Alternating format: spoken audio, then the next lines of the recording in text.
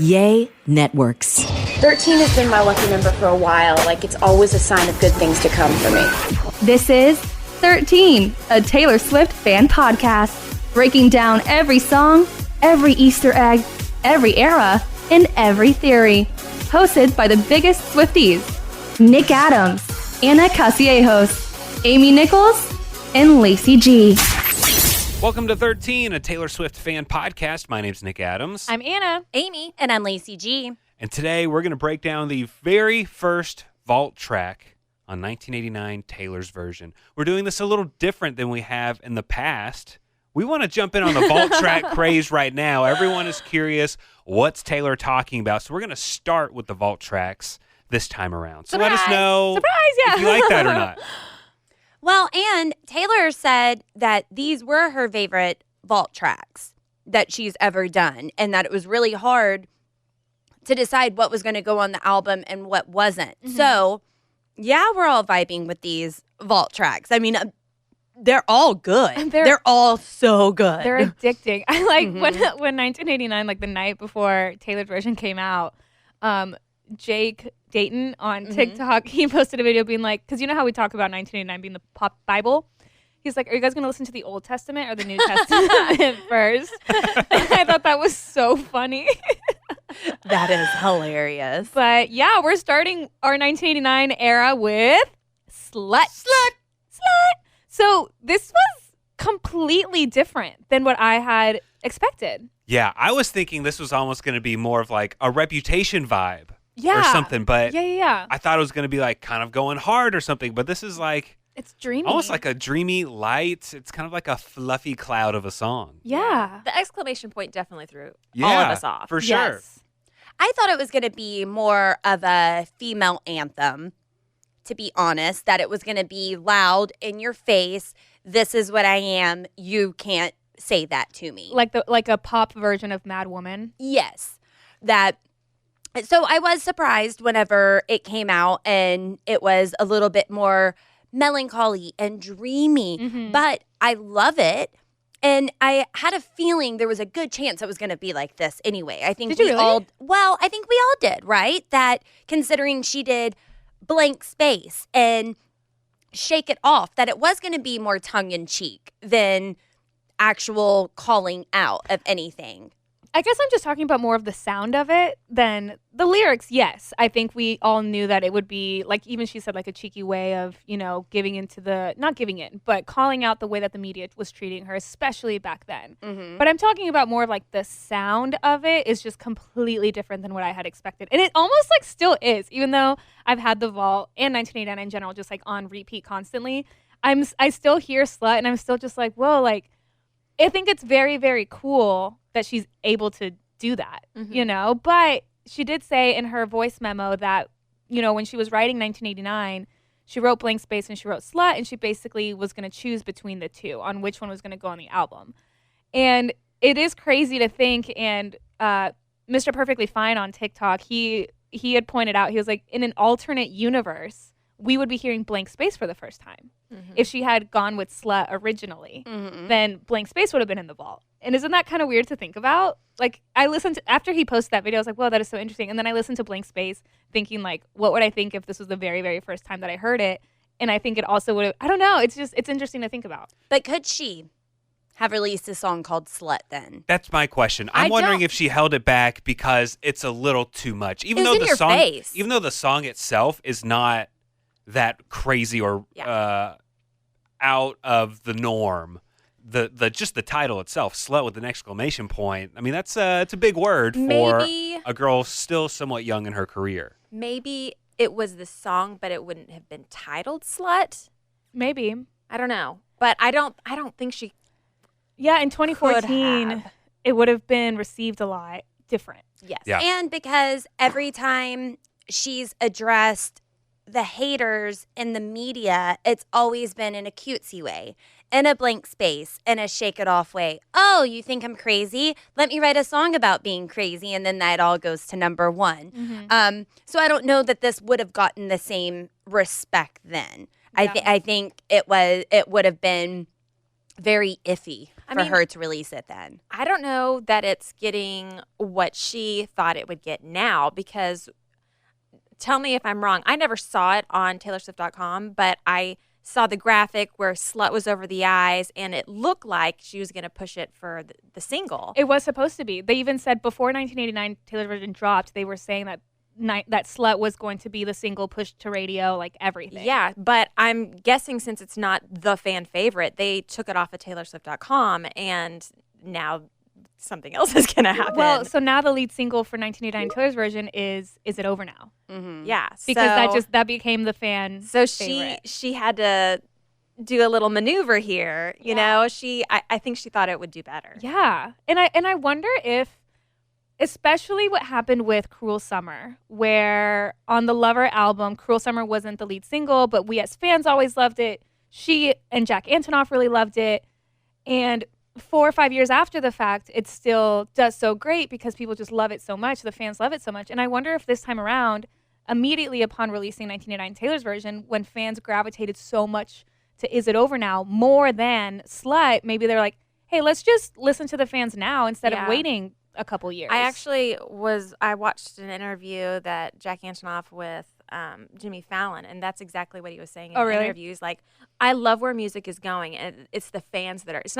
It's not some person saying, okay, this is what we're going to be playing on the radio. It's the fans are saying, this is what we want to listen to. Yeah, it's very cool. That's a really cool way to look at it. Yeah, but I also think we know how much being called a slut and being slut shamed for so long had affected her. Oh yeah. So I think that's also why she put so much into this song and thought, I'm sure she feels differently about this song than we do, because she said a lot of this in her prologue. I mean, I think this is the longest prologue she's written. When I was 24, I sat in a backstage dressing room in London, buzzing with anticipation. My backup singers and bandmates gathered around me in a scattered circle. Scissors emerged, and I watched the mirror as my locks of long curly hair fell into piles on the floor.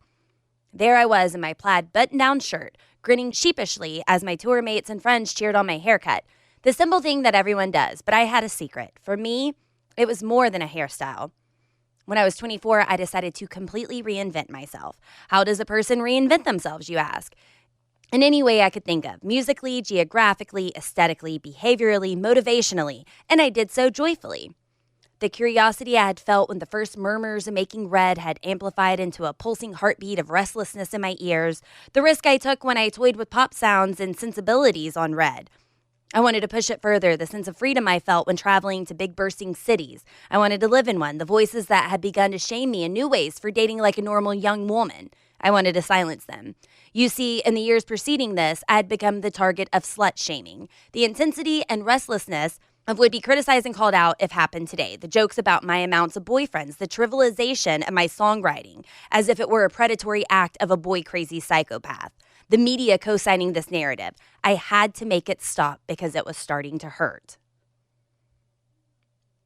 She still continues to go on, but I mean, this affected her so much and was so wrong. We know now. And I mean, I think people knew then, but it was just more acceptable to talk about someone's dating life. And she just got the brunt end of it because she was a female. Mm-hmm. So they wanted to harp on her more while the guys were being applauded for what they were doing.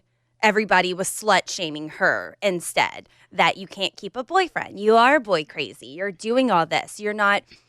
And she was so young. And to feel that pressure and having to reinvent herself every single time because she heard what people were saying, took that to heart, and then tried to make the changes.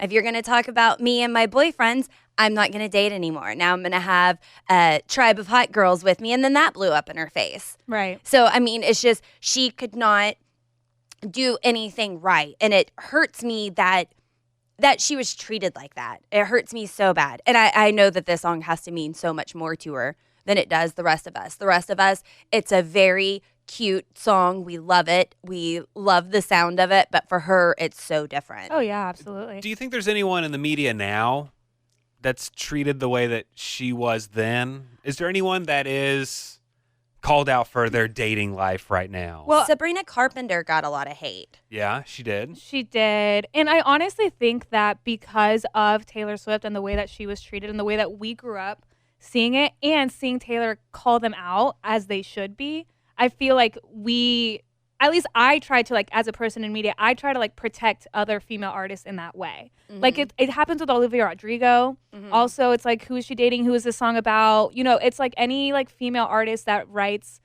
their own songs, like, from their heart kind of, like, situation, picking apart who inspired it and these pictures and, like, whatever. And sometimes it's, you know, like, an advantage because, you know, it helps, you know, elevate the music if you understand what you're talking about, whatever. But I think Taylor really, really changed the way that, hopefully, the way that the media treats female artists. For sure. That, and we are in a different time now where we've got Cardi B and Megan Thee Stallion and Doja Cat who's putting absolutely everything out there. So people weren't always singing about their conquest, and now they are, and they're owning it, and they're saying, yeah, I've got this fire and I'm spreading it around, and what are you going to do about it? Yeah. So I think it's okay to be out there now, but I think that Taylor was at the forefront of changing that. And I also wonder if that's why she has Sabrina Carpenter on tour, which Sabrina Carpenter's great on herself. I'm not saying that she doesn't deserve to be there, but also if Taylor saw that Sabrina Carpenter was getting a lot of hate and decided to lift her up too, that you are a young girl, you're allowed to date. It's okay. Mm-hmm. It's okay if people say bad things about you. You're still doing great. Yeah. This show is sponsored by Liquid IV. You know, summer has officially started in my house when my kids are in full sports mode. We are outside constantly. Baseball games, practices, tournaments, running from one field to the next in the heat. And if you've ever sat through a doubleheader in the middle of the summer, then you know that staying hydrated is not optional. That's why I always throw in a few sticks of Liquid IV's Hydration Multiplier in my bag. I'm obsessed with the pina colada flavor right now, and it really just tastes like summer in a cup. Just tear it open, pour it into 16 ounces of water, and it hydrates faster than water alone. It's powered by Live Hydroscience with an optimized ratio of electrolytes, essential vitamins, and clinically tested nutrients. Plus, Liquid IV has 3 times the electrolytes of the leading sports drink and includes 8 vitamins and nutrients in every stick. It's also non-GMO, vegan, gluten-free, dairy-free, and soy-free. Stay hydrated while you're on the go this summer with Liquid IV. Tear, pour, live more. Go to liquidiv.com and get 20% off your first purchase with code TaylorSwiftFan at checkout. That's 20% off your first purchase with code TaylorSwiftFan at liquidiv.com.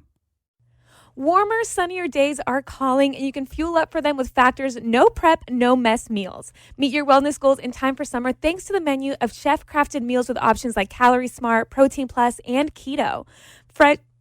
Factor's fresh, never frozen meals are dietitian approved and ready to eat in just 2 minutes. So if you only have a few minutes between meetings during the day, or you get home and you're just so hungry but you have no time to cook, Factor is where you should go. They have 35 different meals and more than 60 add-ons to choose from every week, and you'll always have new flavors to explore. You can crush your wellness goals this May with dietitian approved meals and ingredients that you can trust. And these are delicious. From breakfast to dessert, you can stay fueled with easy, nutritious options. And you can keep kitchen time to a minimum. Factor meals are ready in 2 minutes, so no shopping, prepping, cooking, or cleaning up. Enjoy effortless support for your lifestyle. Head to factormeals.com/TaylorSwiftFan50 and use code TaylorSwiftFan50 to get 50% off your first box plus 20% off your next month. That's code TaylorSwiftFan50 at factormeals.com/TaylorSwiftFan50 to get 50% off your first box plus 20% off your next month while your subscription is active. So I actually wanted to call out a few of these headlines, a few of these publications, because right now Taylor's on top of the world and every single publication is admiring her, lifting her up. Oh my gosh, we're all suddenly Swifties. But that wasn't the case in 2012 to 2014. Are you putting some outlets on blast right now? I am. So these are headlines from These are real 10 years ago? headlines from 10 years ago in the way that they spoke about Taylor Swift. Awesome. So in February of 2013, the New York Post posted a headline that said, Taylor Swift is the ultimate player. And the subheadline said, the 23-year-old singer, up for 3 Grammys at tonight's ceremony, is known as much for hit records as her ever-growing wreckage heap of famous exes. Gross. Wow. Yes. Who says she's up for these awards tonight, but that's the byline. Followed by... That's the byline. Yeah. Okay. In 2012, Taylor performed at the MTV VMAs, and she chose to wear shorts, as a person does. And the headlines the next day on Us Weekly said, Taylor Swift gets sexy. Nothing about her performance, but she chose to wear shorts. So let's talk about that. Mm-hmm. Disgusting, Us Weekly. ABC News in December of 2012 had a whole article published that said, the men of Taylor Swift. That was it. Nothing about her accomplishments. Us Weekly in 2012 also had a huge splashing headline that said, why she can't find love. That's all it was. OK Magazine thought it would be okay to put a picture of Taylor Swift and put in huge letters, pregnant, who's the dad? And then a bunch of pictures of men that she had dated in the past. Wow. So it's just disgusting. And I'm glad that she is at where she's at now and she has taken the power for herself. But all these publications that are suddenly Swifties, I'm not forgetting how you treated my girl back then. Well, you know what I mean? People It's just also do change. I'm not forgiving them for how they behaved before in the past, but times have changed. And I'm hoping as a world, we've all grown. So they should have never done that, but I'm sure that they don't hold the same standards and the same values that they did then either. I would hope not. I would hope that everybody has grown since then. I'd like to know why they're doing it. Are they doing it because they will make more money if they are supporting Taylor Swift, which I would think is truth? Or are they doing it because they feel bad and, they really believe what they're saying? It's just money. I mean, it's clickbait. It's clickbait. You're not going to post anything if it's not going to make you money, or at least if you think it's not going to make you money. But part of why I also wanted to share those headlines is because Taylor has been in the game for 17 plus years now. And being at the top of her game now, she's gained a lot of new fans. And it's like, yeah, we can tell you about what it was like back then 10 years ago for her to be slut shamed, but to actually see the headlines and how they were written and how they were verbalizing and using her by slut shaming her for clickbait and things like that when she was winning Grammys and selling out stadiums back then too. But these were the headlines. The headlines now are about how successful the Eras Tour is. They are about how, she's become a billionaire based off of her music and things like that. But she was also on sold-out stadium tours 10 years ago, and that's what they weren't talking about that. As a 23-year-old. Yeah. But getting scrutinized over her dating life. Yeah. But I also think, imagine being at the top of your game, and those are the headlines that you see every day about yourself. So, yeah, I can see why she would be pretty ticked off. And I mean, that moment in Miss Americana where she shows up looking beautiful to an award show and they said, oh, you look so great. Look at those legs. You're going home with more than an award tonight. You're going home with a man. And she said, I'm not going home with any man tonight. Yeah. That's not, you say that like it's an accomplishment. Like I have earned something if I can get a man's attention. And that's not the case. I love the fact that she's never walked the red carpet with a man before. Yeah. I just think that's so strong. Do you guys want to listen to her voice memo about this song before we start diving into the lyrics? Please. Yes. All right, here we go. The song Slut is a song we wrote for 1989.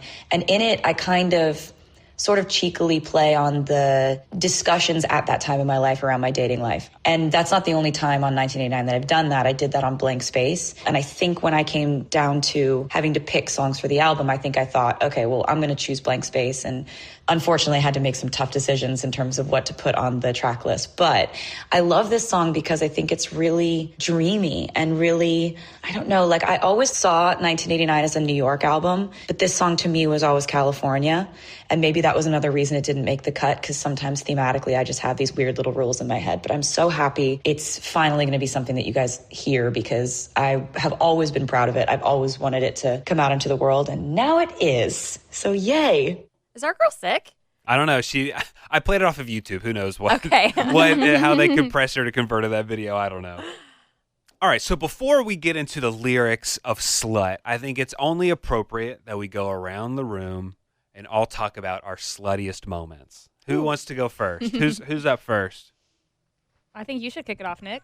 I'm good. I'm all right. No one? Okay. Wow. What a bunch of prudes. Jeez. This isn't slutty, but this was definitely okay, Lacey. missing the boat. I was hanging out with this guy last night, and we were talking about jobs, and I could use a new one. Well, he starts asking me, he's like, well, how do you feel about CPA? And I was like, what? No, like, I'm really bad with numbers. I can't do math and this and this. And I'm telling him I give people incorrect change at the bar all the time. And usually it's not in my favor. Like, I overpay them because I'm super bad at math. And he's like, well, I probably just wouldn't have said that. Normally, I can lie and kind of step up to the occasion. Like, yeah, I'd be great at that. No, not for CPA. And then he was like, well, how are you play at pool? And I was like, I make the ball bounce instead of move. And I've only played pool once, and that was that. And he's like, okay, then I've got nothing for you. I was going to say I'm a pool shark and I need a CPA, but you just talked yourself out of both of those jobs. But I didn't get a job. Lacey, you, forgive me, you are a slut. That was the sluttiest behavior I've ever heard. We weren't wearing clothes. Whoa! Okay, there we go. And the punchline. There it is. All right, let's get to some lyrics. Taylor starts off by singing Flamingo Pink, Sunrise Boulevard. Clink, clink. Clink, clink. Being this young is art. Okay. What is she talking about? I had a hard time trying to figure out, like, what is Sunrise Boulevard? Is that a place? Is that like a state of mind? I thought it was kind of like a place in LA, no? Okay. Mm-hmm. Sunrise Boulevard? That's a place? Mm-hmm. Okay. Mm-hmm. Sunrise Boulevard, also one of the variants of the 1989 vinyls and CDs. We have Sunrise Boulevard, Aquamarine Green, Rose Garden Pink, Crystal Skies Blue, and Tangerine. And somebody on Twitter had pointed out that she's basically using all of these vibrant colors to describe love, which goes hand in hand with Out of the Woods. The rest of the world was in black and white, but we were in screaming color. Love that. So, love that. Also, being this young is art. That lyric is so 2014. Is it not? Like, I saw, like, a lot of people were talking about, like, how, you know, in 2014, 2013, all this, like, this was, like, the peak, like, Tumblr era. And did you guys ever see that Tumblr account called Just Girly Things? It would have, like, a picture, like, a really aesthetically, like, pleasing photo, and then some sort of quote on it. It'd be like, Just Girly Things. And so there was a girl that took a bunch of the 1989 Vault lyrics and turned them into these Tumblr posts and, like, what they would have been like. Because if we would have gotten these songs in 2014, they would have thrived, absolutely thrived on Tumblr. And so she made this, like, image that said, like, being this young is art. It said, like, Just Girly Things was this, like, photo, like, really aesthetic of this, like, girl, like, obviously, like, young girl and, like, whatever. But for the people that really just cannot comprehend the fact that these songs were written during the original 1989 era, I've seen a lot of people being like, this quote specifically, being this young is art, is just so 2014. Yeah, it is also, you know, when you're young, you think you know everything. You think you're the best. You think you can't screw up. It's like, I got it together. Being my age right now, I'm perfect. This is art. Well, and has always been stressed to her that you have to be young and beautiful in this industry. Very true. So being this young is art. I don't know if I'm going to be able to make it past this. This is me at my prime in this industry. This is how you want me, being young and beautiful. You're not allowed to age. You're not allowed to get older. You're not allowed to question things. You just have to be this perfect, picture perfect young person in your prime with no flaws. Yeah, you're very right. Aquamarine, sunlit swimming pool. What if all I need is you? So is she just, like, setting the stage of, like, a pretty place, she's chilling, but something's just not quite right. She needs that person in her life. Was that a remix? Huh? Did you just say that? You said sunlit swimming pool instead of moonlit. Moonlit? Okay. What are you Aquamarine, moonlit. Maybe I said, it says moonlit in front of me. Maybe I said sunlit. Aquamarine, moonlit swimming pool. What if all I need is you? So is she just setting the stage here for saying that life is great, it's pretty, it's nice, but I'm still missing a little something? Yeah. And then maybe she keeps going on and she's like, I need that something, but people are going to call me a slut if I do reach out to you. If I do anything. If I do fill this empty space with you. Mm-hmm. But at the same time, they are diminishing her for being single. So what if she is art, she has it together, but all that I need is you. Like, according to them, all I need is you. All I need is a partner. Also, let's think back to right before 1989 came out, and we were getting the little lyrical teases. Aquamarine was one line. Moonlit swimming pool was another line. What if was another line. And all I need is you. And they were all written in different handwritings. And people thought that maybe this was an additional track list that she was teasing, because they're all in different fonts, different handwritings, and everybody swore What If was written by Harry Styles. The way that the F was a very Harry Styles written. So they were wondering if that was going to be a feature with Harry Styles. But then the song comes out and it's all in this first chorus. So in the first verse. I love that theory, but then I can't see that being separate titles now that it's all in one verse. I could see it before, but I mean, she's done it before too with Karma and Glitch, you know? I think it just shows that Swifties can fall down such a big rabbit hole, and we just create this whole thing in our head, and it's like, no. But it's kind of nice when we get the answers immediately. Yeah. Absolutely. I did see someone theorize about, you were saying, Lacey, how they were all written differently, different pens, that was Taylor writing something in a glittery gel pen, a quill pen, and a fountain pen. So, like, this album has all of those. That's what at least someone was theorizing. That makes sense. Okay. I also think that as much as we were all hoping we'd get a Harry Styles feature, after hearing The Vault, I don't think we're going to get a Harry Styles feature. Well. Yeah. Wow. Ripped apart. No, do you feel like he was ripped apart? Because I don't. A little bit. I think he was definitely called out for his behavior back then. I think he was called out, but also at the same time, we know they're friends. The past few years, they are. Right. It seems like it's water under the bridge I think at this point. I think they respect each other, and I think they support each other as artists and as colleagues. But I don't think he's going to be a feature. I think one of the funniest things that I saw was someone saying that, oh, you think that I still like Harry Styles? Well, now you're old enough for me to tell you the truth. That's how she came out in The Vault. Here's what really happened. But I don't feel like it was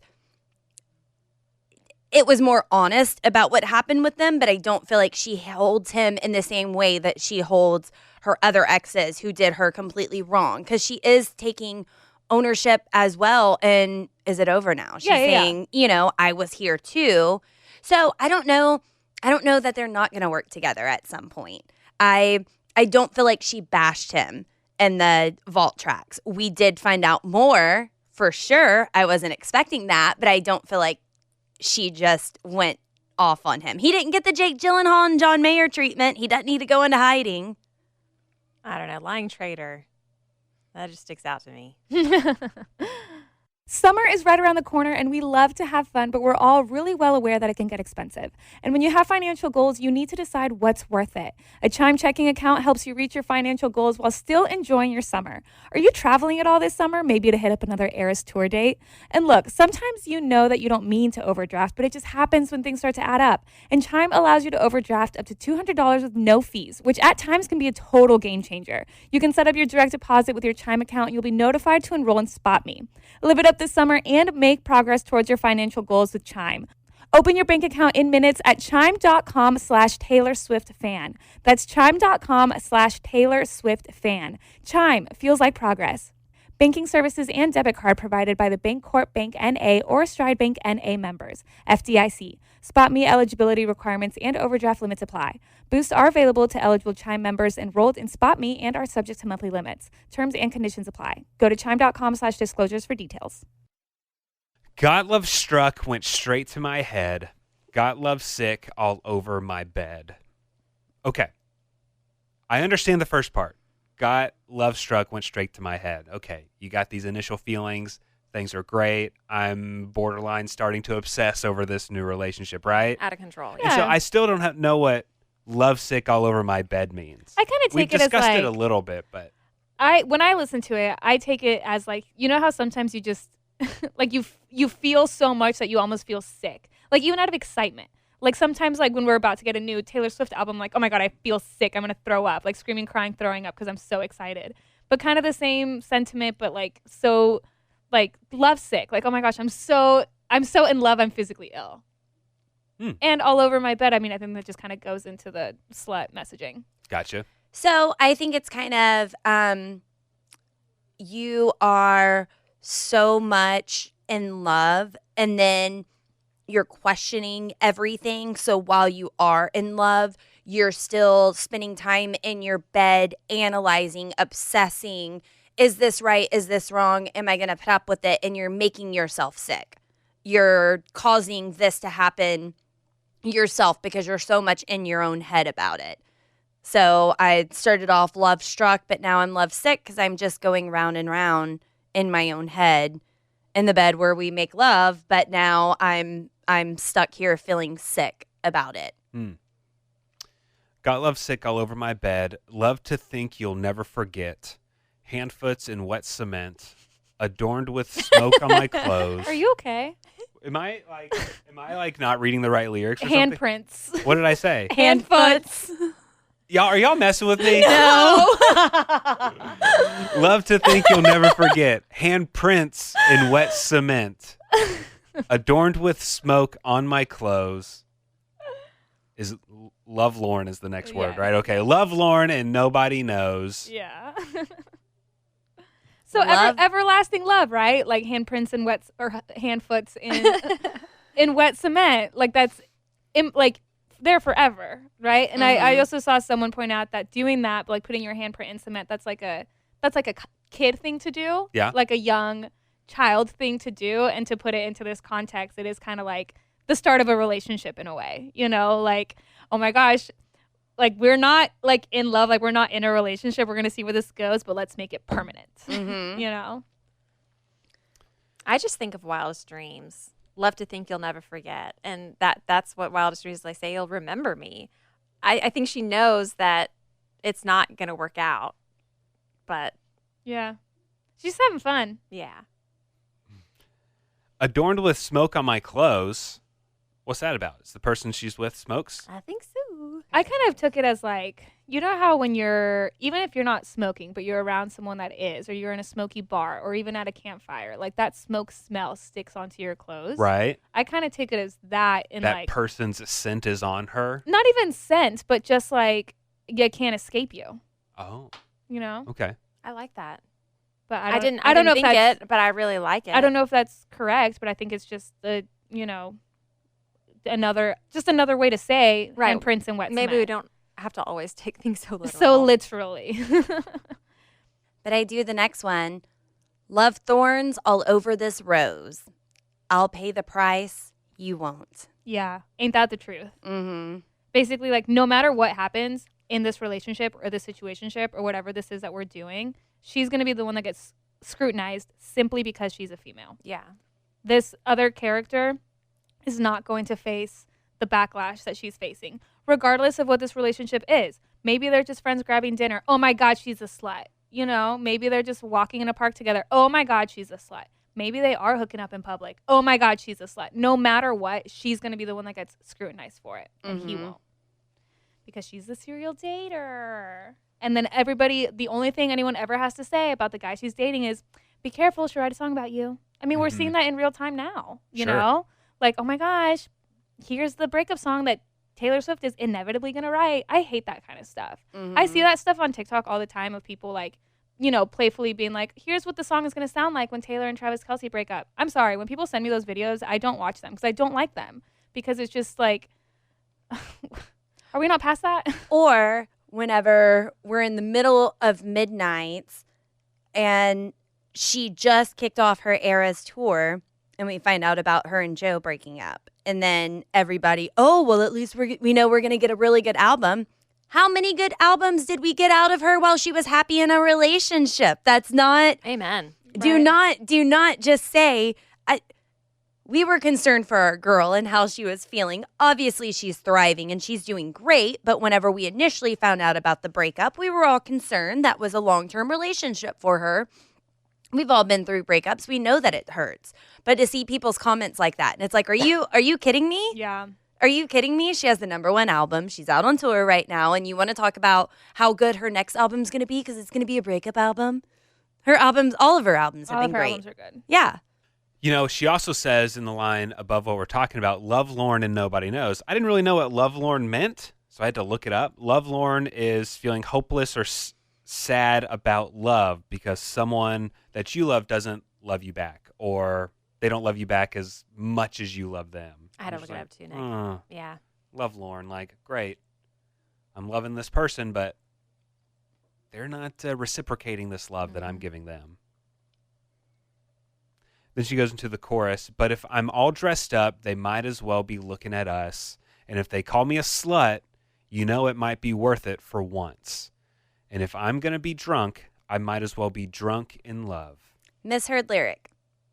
First time I heard this, I thought it was, and if I'm going to be junk, I might as well be junk in love. Just because, I mean, if you're junk, you're doing nothing. You're just good for nothing. I really thought it was junk in love instead of drunk in love. And of course, as soon as this came out, Drunk in Love is a Beyonce song. People were speculating, is there going to be a collab? Well, I don't know. I mean, that's where my head went, just because it's such a famous song. Yeah, but Drunk in Love. I'm trying to look up when Drunk in Love came out. Well, it was know. recorded in 2012, 2013. So it'd be around that same era. Be around that same time. Maybe not necessarily a collab, but maybe just a nice little, Yeah. you know? They support each other. Yeah. I actually would think of the song Love Drunk by Boys Like Girls. Have you heard that song? Uh-huh. I used to be love drunk, but and now I'm hungover. Yeah. Yeah, that's what that was my first thought. Well, anyone with self-loathing can identify with the last few lines. You know, just like, well, whatever. So she's basically saying, like, okay, so they, in this context, is the media, right? Mm-hmm. So if they're going to slut shame me anyway, no matter what, I might as well just have fun. Yeah, true. You know? Yeah, it's kind of like if, you know, I know a lot of guys, if their girlfriend accuses them of cheating over and over and over and over and over, and they never do, and it's like, well, I might as well. Yeah. I might as well sleep with your best friend because that's what you're accusing me of all the time. Mm-hmm. Might as well do it. I mean, I have heard that. I mean, it's still terrible, but yeah. Nick, is that your slut confession? No.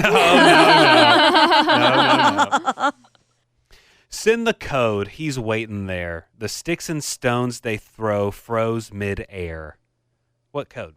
What code's she talking about? That's what I want to know. What's she talking about? I don't Send know. the code. He's waiting there. Code for the door. That's code what to I get in the thought. building. Yeah, like gate. Gate or code? Whatever. That's Yeah, what I thought. get in You the know, like building. text me the Addy. Send the code. Mm-hmm. Okay. Okay. The sticks and stones they throw froze midair. Okay. So is she saying, remember, they're calling her a slut, so we might as well have fun with this thing, right?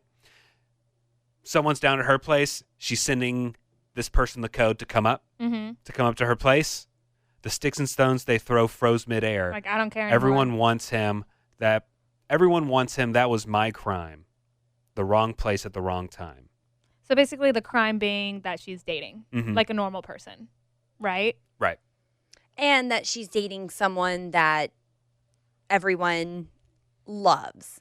She Yeah. was dating, I mean, Harry Styles, boy band. He's the boy, but he treats me like a gentleman. And so she's getting extra hate because he is a loved boy band member. And it Yeah. is okay for them to date. Everybody has a crush on him, but then she has him. So everyone in turn hates her. Mhm. Right. So Yeah. not only is she a slut, but now you're dating my crush. And Yeah. One Direction was top of their game then too. That's very true. And I have seen like resurfaced videos of that time when they would be like walking together and like swarms, like mobs of fans would basically like literally physically push Taylor out of the way to get pictures with Harry, you know? And so like that was my crime. Where's her security? I know back then. Oh my goodness. Okay, so I also had to look up what sticks and stones they throw froze mid-air meant. And I found an interesting website called SocraticMethod.com, and they are theorizing that, again, the media is calling her a slut, so she might as well have fun. So now those sticks and stones may break my bones. No, but they just don't they're not landing as much from the media anymore. It's her kind of like reclaiming her power for her. Mm-hmm. Like those headlines used to hurt. They used to affect her, but now they don't. So you can throw sticks and stones at me, but it doesn't hurt anymore. It's not going to hit me. Yeah, it doesn't hit me. It doesn't hurt anymore because I'm going to live my life. I don't care about that anymore. She's the one. Neo Matrix. Boom, stopping the bullets. Right? By refusing to succumb to these derogatory terms, the protagonist takes control of her narrative. There you That's go. what this website says. I like that. It's really Makes good. it sound I didn't say it. Very smart. Mm-hmm. And I break down, then he's pulling me in. In a world of boys, he's a gentleman. Gentleman. I like the way she sings that part. So in a world of boys, and he's a gentleman, is that saying that this person that she is now, what is that saying? Is that saying that boy band? I kind of figured because in a world of boys, he's a gentleman. So are we saying this is Harry Styles? Maybe. I don't know. I kind of took it as you know how there's a difference between a boy and a man, right? Like if a boy is childish, and even in Blank Space, she's like, boys only want love if it's torture, and it's kind of the same sentiment, okay, I'm messing around with this boy, it's a young thing. That's what I thought. Well, she is saying when I break down, he's pulling me in a world of boys, he's a gentleman. So that's saying, now is she starting to second guess this, saying we need to pump the brakes? And he's like, no, this is fine. I don't care what the media says about us. I'm not going to run away like the other guys did. Maybe. Because he's a gentleman. Mm-hmm. Then she goes on, got love struck, went straight to my head. Got love sick all over my bed. Love to think you'll never forget. We'll pay the price, I guess. So now it's no longer she's just paying the price. Now it's her and this partner. Well, I guess narrative now is he's pulling her in and being a gentleman, saying that we're in this together, and I guess she doesn't really believe it, but she's got one foot in anyways, right? Yeah, maybe suggesting that if this guy is in it for what it's worth, then it's worth it, right? But it won't be easy. And she goes into the chorus, but if I'm all dressed up, they might as well be looking at us. And if they call me a slut, it might be worth it for once. And if I'm going to be drunk, I might as well be drunk in love. So now, again, she's saying we're in this fight together in this chorus. All right, let's move on to the bridge. Half asleep, taking your time in the tangerine, neon light, this luxury. Okay, what's that mean? Tangerine, neon light, this luxury? Is time the luxury that she's singing about? Taking your time in this... Not necessarily the neon light, but, she's just painting a picture more. It's like a Polaroid. She's it's a snapshot of where this moment? Yeah, the moment that she was in. And I think it kind of goes back to the, describing love as vibrant colors kind of thing. Like this moment of love drunk, of love sick, of love struck is a luxury, because if he's going to pay the price with her, maybe that's a luxury, because not everybody has done that. Maybe. Because then, the next part, you're not saying you're in love with me, but you're going to. That, to me, is similar to, be that girl for a month. Wait, the worst is yet to come from Blank Space. Because, I feel like Blank Space and Slut, has she even said in her voice memo, they're kind of the same concept, right? Just kind of worded differently. I feel like there's more hope in this one, though. I guess Blank Space is kind of more of a dig at the media, where this one's I'm going to have fun with this person. Yeah. I wonder if the tangerine neon light she's talking about the city. She's talking about New York. New York has lights. But New York has everything. This is the California song. This is the California song. That's right. She did say that in the voice memo. Or Florida, because Florida is oranges. But we're talking about tangerines. Are they oranges? Are tangerines not oranges? I think they're citrus fruits. I know, but correct. But is it there's the orange umbrella and then tangerines under the orange umbrella? Yeah, kind of like cuties. That's what I want to know. Yeah. Orange versus tangerine. They are generally smaller and sweeter than oranges. So I guess this tangerine. Tangerines are generally sweeter than oranges, a little flatter in shape. Well, tangerine also has more syllables to go with the rhythm of the song than if she said orange. Yeah. Ooh, this might be good for a song about slut. Tangerines have looser skin that makes them easier to peel, like clothes, like your clothes coming off, right? Oh, right? There you go. I'm so glad we Googled that. Can I say something controversial? You don't like oranges? No. Yes, I do. That's not what I was going to say. The tangerine variant from Target, I think, is more of a peachy color than a tangerine color. I'd have to look at it again. Just take my word for it. Okay. I trust you. We're in this together. But peach also doesn't have as much syllables as tangerine, so it wouldn't fit there anyway. Although peach would go along just with slut because the peach emoji. People are always talking about the peach emoji. Then she really would have been ahead of her time. Right. All right. So you're not saying you're in love with me, but you're going to. Half awake. Girl for a month. Half awake, taking your chance. It's a big mistake. I said it might blow up in your pretty face. I'm not saying do it anyway, but you're going to. I kind of love that confidence. Hey, you know? You're not going to want to do this. But I know you're going to. But I know you're going to. And you're not going to say you're in love with me, but you're going to. Yeah, you're going to love me. Yeah. And then she ends the song by saying, and if they call me a slut, you know it might be worth it for once. If I'm going to be drunk, I might as well be drunk in love.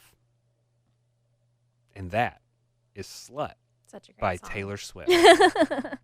Pretty iconic. And I do think that 1989 in general, in lyrics, in concept, in sound, was ahead of its time. Like, I mean, I think it is her most critically acclaimed, album for a reason. And I think the vault tracks just kind of prove how really, really ahead she was. And this just elevates it. And we never said who this was produced by. Can you guess, Amy? I remember at one point we were talking about, can Amy figure out if this is a Jack Antonoff produced song? I mean, or what's the national guy's name? I'm going to say Aaron Dessner? Aaron Dessner, sorry. I know it's dreamy, but I think it's Jack. You're correct. Ding, ding, ding. Jack Antonoff. A Jack Antonoff production. It's someone named Patrick Berger. I've never heard of before. Patrick Berger. Good job. Yeah. So there is a theory from one of our fans, Tommy Williams. Tommy Williams shared this theory with me, and then as I was doing my research on Reddit, I saw his theory, which he told me was making the rounds on Reddit, and he's absolutely correct. But he says that the song Slut actually starts in reverse. That what she's doing is starting at the very beginning, which he says is the end. Half awake, taking your chance is a big mistake. It might blow up in your pretty face. This is actually the beginning of the story. They're in a bar. Classic Taylor Swift. She meets this person who she's warning, we can shoot our shot, but this thing could explode in your face. I'm not saying do it because I know you're going to anyway. Then they're a little bit tipsy, drunks. You're not going to say you're in love, but I know that you are. Moving into love struck, sick in my bed. This is different than in previous lines. Most notable, the first line where we'll say, we'll pay the price. Originally, I'll pay the price you want. This sets the pace, the mood, the themes as it changes in reverse. Then send the code. He's waiting there. She's getting slut shamed for meeting somebody and bringing him home.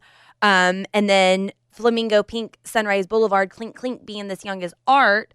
Now they're spending a night swimming, full moon, aquamarine light, and she's wondering if all I need is this person. And in the morning sunrise, they toast to being young in love. So they think that this is a story in reverse. That's interesting. I like love that. concept. I mean, it's a good thought. What would be the, why, I guess? I like it. I like it a lot. But why write a song in reverse? Because if you go back to the beginning, she warns that this may blow up in his face, but it in fact blew up in hers. He made handprints on her heart, wet cement. She didn't feel like a slut because having him freeze those barbs in midair, and then there's the dark of the night and the glow of the morning toast to being young and in love.